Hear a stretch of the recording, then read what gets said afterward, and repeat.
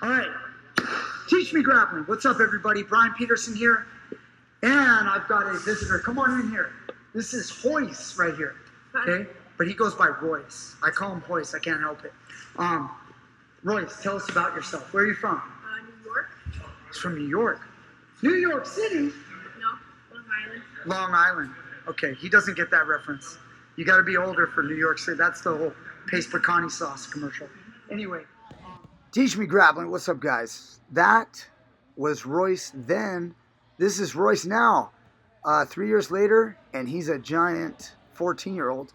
And we get to do a little bit of kind of play sparring. I'm trying to develop him. If you notice right there, he pulled guard, and I shook my finger at him, letting him know, don't do that. He's working mostly, you're going to see a lot of the same techniques. Throw by and learning how to bring someone down and get them down and break them down. So teaching him that inside wrist, that's something we've been doing on the channel lately. And we kind of, again, it's a little bit of play sparring. We're not going obviously 100%, but I'm definitely defending him. And this is a style. Look at him. He's trying to bring me down to the mat. I'm offering some good defense. This is what you get from me when I want to develop someone. I teach them how to do the moves, but I do it through resistance. Like most people, they teach a technique and then they drill it or practice it with very little resistance. This is like a sparring level resistance. It's not 100%. That's not how you learn. 100% means you're really, really testing, you're fighting. That's not actually the best way to learn. This is what it's about. I'm offering him the right amount of resistance as we go. I'm teaching him all the little things that I see and feel. He's working that throw by. Look at, I grab his fingers. I get away to teach him. He's got to get his rear body lock and not let go. I'm blocking his knees. You notice I'm constantly blocking the knees because I want to make it hard for him to trip me. I want to make it difficult. I want him to experience some adversity when he's bringing me down. Notice I didn't just give him the underhook all the time. I keep him out of there sometimes. I fight him on the position. And I'm not letting him do whatever he wants. And then when I see a mistake, I take advantage of it. I outside trip, and I get that over-under body lock, and I was able to take him down. So then I teach him a couple things about the position. You know, I let him know that he's got to guard his leg. He can't just let me take a grip on that. There he gets his throw by. I'm blocking legs, and he does the counter, which I've been training him to get, and then trying to teach him to reach for an inside wrist. So there we go. Again, and it's also very physically exhausting to do this for a lot of people. You know, Royce isn't in the best shape in the world right now. And, you know, as he does these moves with this resistance, he's getting tired.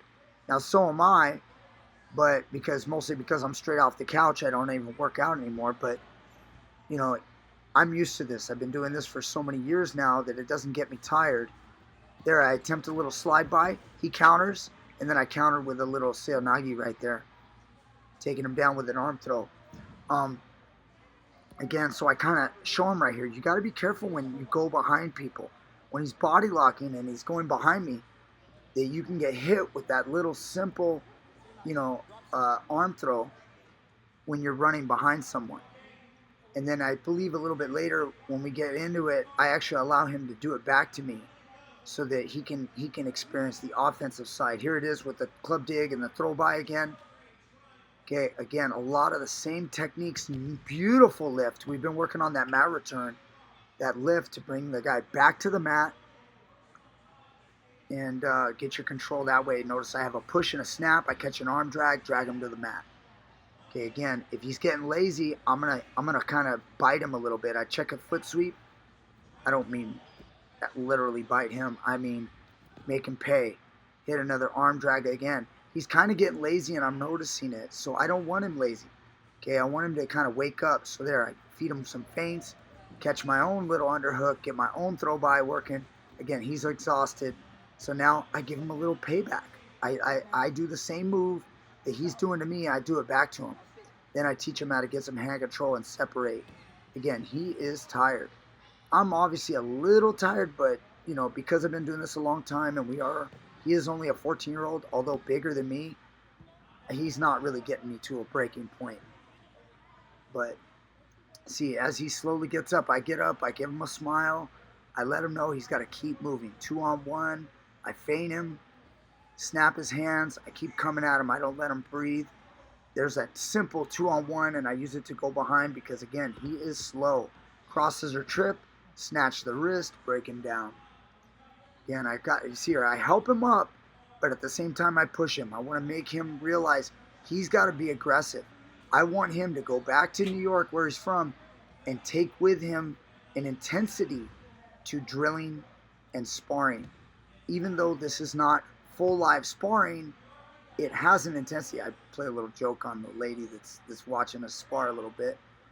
I want him to take back to his room, and I want you guys to, by watching this video. Again, 2-on-1, I take it to the side, I go for a single leg, I get a seatbelt grip around the waist, vine and spear, take down with an outside hook. And again, I've got to take him down sometimes because he's slipping. So I want him to realize he's got to stay alive. He's got to keep fighting. And eventually he will pick up on those feints. He'll pick up on those techniques. There, he made a mistake there. He gave up an underhook. I hit a duck under.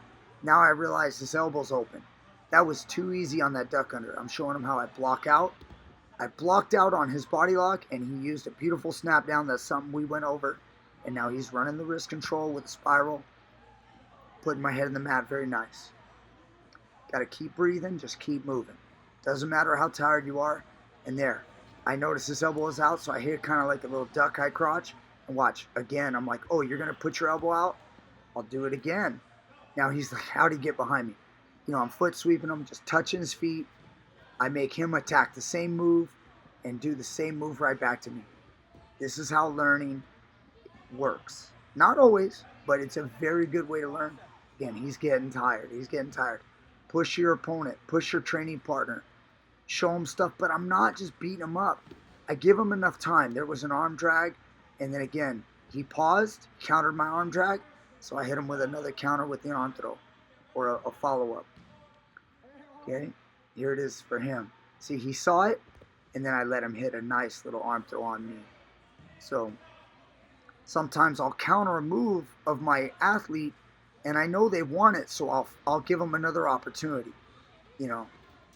There's another throw by. I counter with a switch, get to a double leg, put him down, duck my head out right there, get him back up. He doesn't know when this thing's going to end. I'm about to have mercy on him. He's not in shape for this, but eventually I hope he gets in better shape and he learns to do this for a long, long time. Fireman's carry there. Again, he's slipping. So I got to show him. He's not in a stance. He's not guarding himself. Foot sweep. I'm being lazy myself. There it is. Nice attack on me. I try to counter with a switch. I let him work. And then I didn't want him to pull guard, and I was so happy that he sprawled right here. So anyway, that's Royce's workout. Hope you guys enjoyed. Here's a little bit of the end. See you guys next time with more great stuff. Yeah. The mind, you don't know when the end is. I'm making you go, and there's like no end. Right. You're just moving. You're not thinking. You're learning while it happens. It's okay. Yeah. It has to be that way. Ultimately, we could go in the gym and teach moves. You will never really truly be able to execute when it's real, unless you do what we did, which is fine, but we're not fighting 100%. I'm getting you when I need to get you. You're getting me when you need to get me, but we're still safely training. You never once hurt me. Right. It was beautiful lifts. You brought me down perfect. No injuries. We learned, but it's different than, okay, step one, guy grabs your wrist. What do? Guy grabs your neck. No. This is like proper sparring, some competitiveness to learn. Nobody gets hurt, but each of us learn. Yeah.